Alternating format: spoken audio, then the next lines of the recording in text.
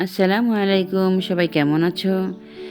আজকে আমি রুটি দিয়ে মিষ্টি কুমড়া খাবো, তাই মিষ্টি কুমড়া রান্না করব। আর রুটি দিয়ে খেতে খুবই ভালো লাগে। আর আমার ছোটো মেয়ে রুটি বানিয়েছে, ভালো হয়নি বিধায় কাউকে দেখাতে পারিনি, দেখাতে দেয়নি। যাই হোক, চুলায় প্যান বসিয়ে আমি পরিমাণ মতো তেল দিয়ে দিয়েছি। তারপর পেঁয়াজ কুচি, রসুন কুচি, 3-4টা কাঁচামরিচ দিয়ে দিয়েছি। একটু ভেজে নিয়ে আমি মাছটা ঢেলে দেবো। আর এখানে আমি ছোটো চিংড়ি মাছ দিয়েছি, মাথাটা বেটে দিয়েছি। আর এভাবে বেটে দিলে তরকারির স্বাদটা দ্বিগুণ বেড়ে যায়।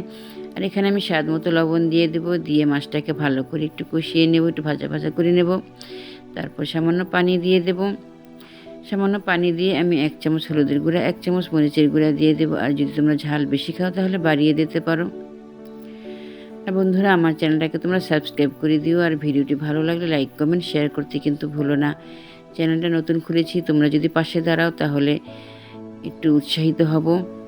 যাই হোক, আমি এখানে মিষ্টি কুমড়াটা দিয়ে দিয়েছি। এখন নাড়াচাড়া করে একটু কষিয়ে নেব। যত কষাবে ততই খেতে ভালো লাগবে।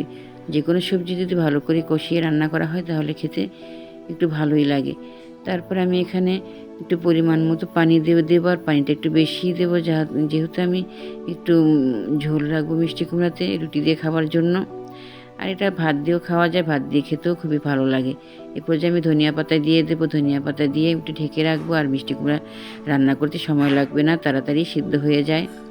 ঢাকনাটা তুলে আমি 1 চামচ চিনি দিয়ে দেবো। আর এটা অপশনাল, তোমরা যদি মিষ্টি খাও তাহলে দেবে, না দেওয়ার প্রয়োজন নেই। তবে মিষ্টি কুমড়া একটু চিনি দিলে ভালোই লাগে। এই পর্যায়ে আমি আবারও একটু ঢাকনা দিয়ে ঢেকে রাখবো। তারপর আমার রান্নাটা হয়ে যাবে। আল্লাহ হাফেজ।